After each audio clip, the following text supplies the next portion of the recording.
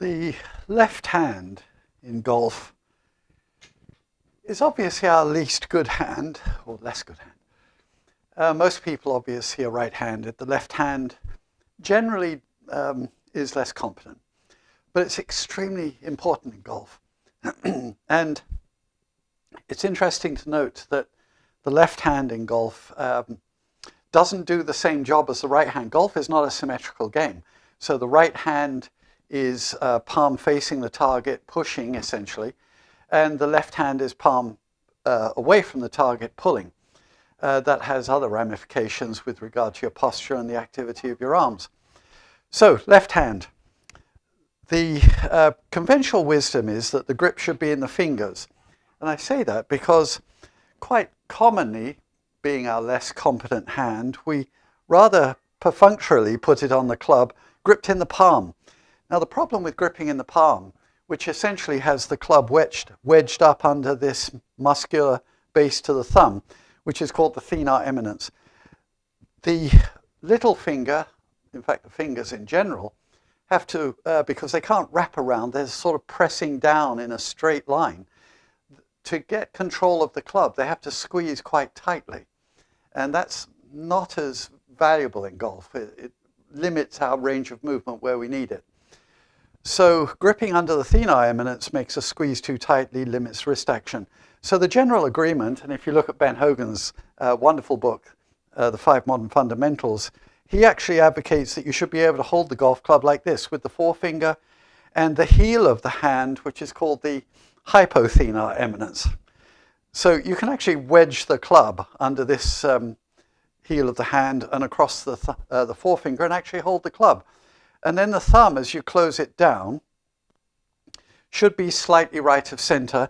There's a line formed between the knuckle of the left forefinger and the left thumb, which the old tradition was to actually take a sixpence or a coin of some sort and put it in that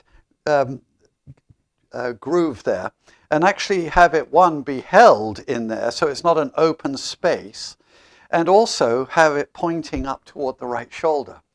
Now that's important because of some terminology like stronger and weaker grip.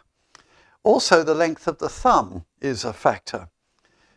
Ben Hogan also in his book advocated that he had moved from a long thumb, and what they mean by that is having the thumb extended down the shaft a lot, which forces the grip into the fingers more and more across the roots of the fingers, whereas his other recommendation has it more diagonal across the palm.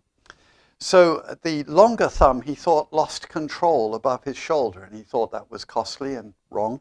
And so he advocated bringing the thumb up a little bit, and he thought that gave more control. So shorter thumb and a line here going up over your right shoulder. So then we're talking about strong and weak grip. Now, it's a somewhat ambiguous term. A stronger grip is one where the hand is turned to the right for a right-handed golfer. It generally promotes a draw and reduces the impact or potential for a fade. Then there is a weaker grip where the thumb's more on top, which he actually adopted because his biggest problem was hooking the ball. He found it beneficial to have a weaker grip where the thumb was nearer the top of the club. And they used to refer to it in terms of how many knuckles you could see. So a stronger grip with the thumb right of center and this sixpence going over the right shoulder would actually expose 2 or even 3 knuckles, and they recommended even for lady golfers that the fourth finger be available, fourth knuckle. So a stronger grip, more resilient against a slice, was valuable, and a weaker grip is for those who either intentionally are trying to fade the ball, which is a gentle bend to the right, or to eliminate the vulnerability to hooking, which is a relatively rare thing. Only very competent golfers seem to struggle with that. So we've got the club wedged up under the thenar eminence. And talking of lady golfers, quite a few ladies over the years I've met don't have much of a muscle here. And so they really have to work on it. And I think that's why historically they used to recommend a 4-knuckle grip, because that actually brought the hand into a position where the perhaps smaller amount of hypothenar eminence ceased to be quite so costly and difficult. So with this stronger grip, we're talking about whether the hand is turned this way or this way. Well, of course, there are other dimensions of activity, and the long thumb and short thumb controls how much you have the hand capable of moving in this direction. And of course, we can change the hand in this position. That's talking about what they call hand advance. Hand advance, what does that mean? Jack Nicklaus, a great champion, he won more major championships than anybody, would advocate that the shaft would point up under the left armpit. Now, comparatively few golfers do that nowadays, but he obviously made it work wonderfully well. I generally sort of modified it slightly to say that the shaft would go up the interior edge of the left arm, essentially the same thing. So if your hand is advanced, it's in this position. If it's retreating, it's in this position. Now, many champions, particularly with the driver, have this setup where the slightly stronger grip and the shaft line going up to the belt would create what they call a cuppiness in the left hand. Now, what does that mean? A cuppy left hand is the somewhat ambiguous term referring to having the knuckles of the left hand folding back toward the dial of your wristwatch, if you happen to have one here. At the top of the swing, as a consequence, they would call that a more open position. Now, it's not really true, because if you had started with the hand over here and ended up at the top of the swing with a slight amount of what they call cuppiness, you'd still have the club face paralleling the left forearm, which would generally be viewed as square.